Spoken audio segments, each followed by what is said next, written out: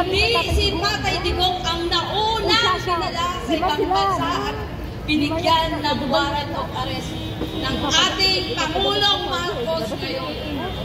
Kami, nandito ang papel, kami 4 na Pilipino, puro OFW, pinailan kami nang hindi namin alam kung totoo na Interpol Red Notice.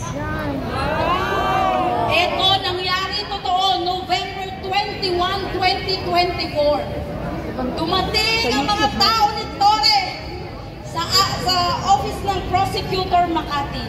Hinuhuli ako. 7 kalalakihan na wala, hindi naka-uniform. Sabi nila meron akong red notice at kailangan akong ipadala sa Hague or sa UAE.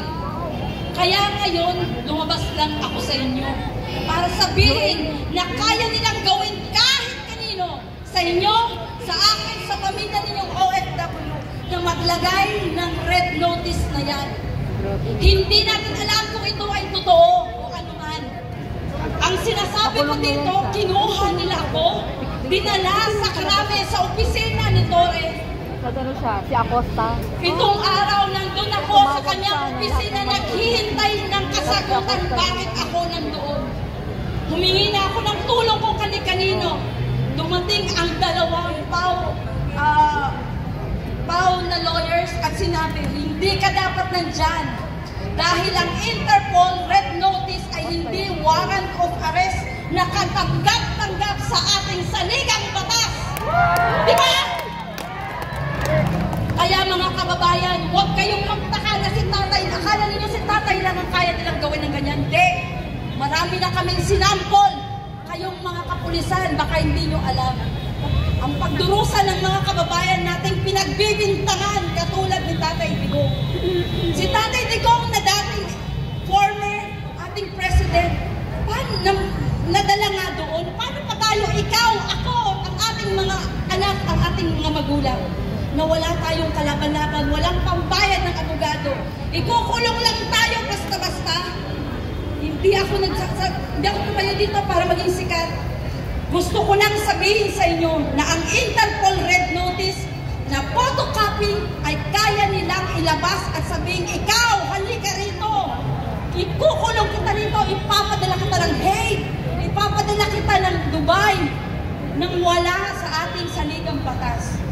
Manot pat meron tayong saligang batas para sila pa rin ang matupad. Sino pa sila? Sino pa yung mga pulis na yan? Wala! Sila ay implementor lang ng batas. Hindi sila batas. Si Marcos ba ang batas? Hindi! Sino ang batas? Dahil panindigan nyo yan.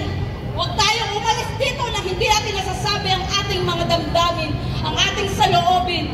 Dahil kahit ang mga pulis na kasama ko doon, nangingit-ngit ang kalooban. Ngunit sa dahil lang sila ay mga magbababankrangko, wala silang magawa. Sa kamay nito mga ulupong na walang kabusugang mga general. Torre Pison! At sino ang isa na yun? Torre Pison! Ang hindi mga namumulat, mamulat kayo ngayon. Ito ang katotohanan. Ito ang nangyayari sa panahon ni Marcos. Huwag kayong pumayag. Huwag tayong pumayag.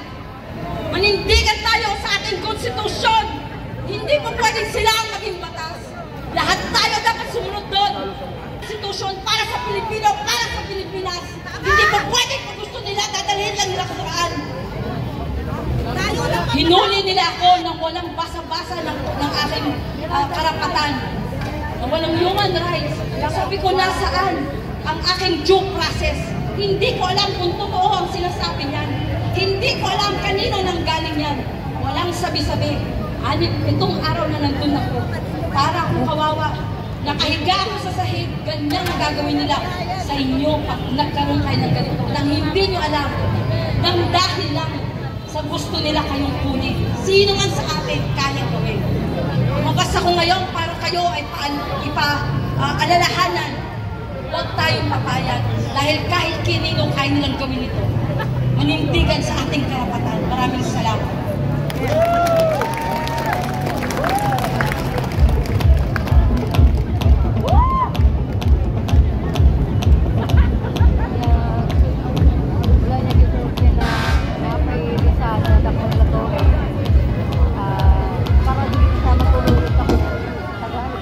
Salamat po.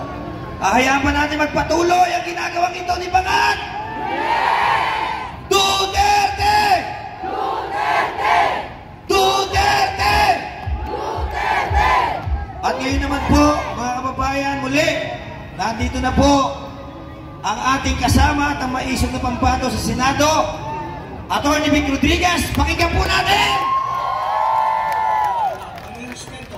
Pangulong Rodrigo Roa Duterte, tanggapin po ninyo ang aking magalang na pagbating happy birthday sa inyo.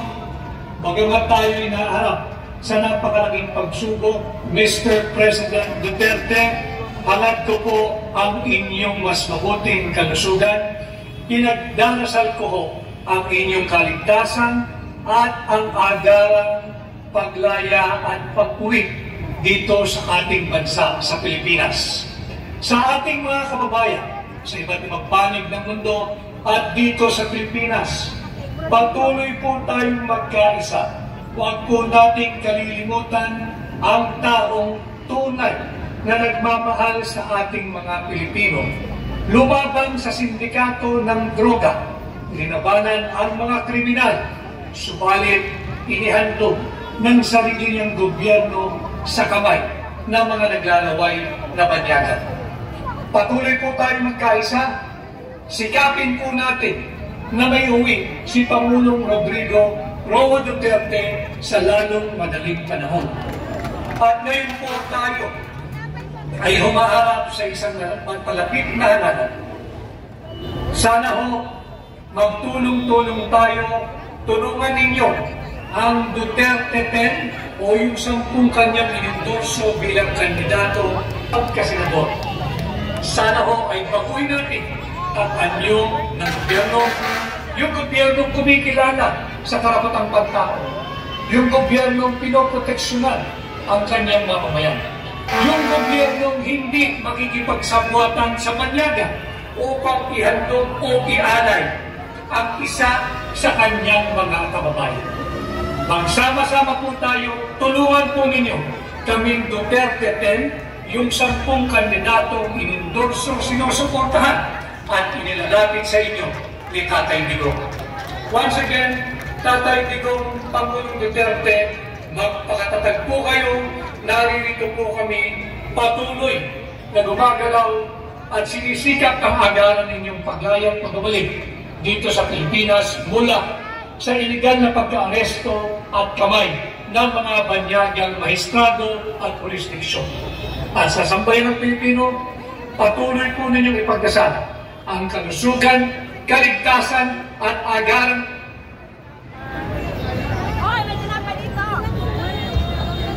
Mabuhay bansa maisog!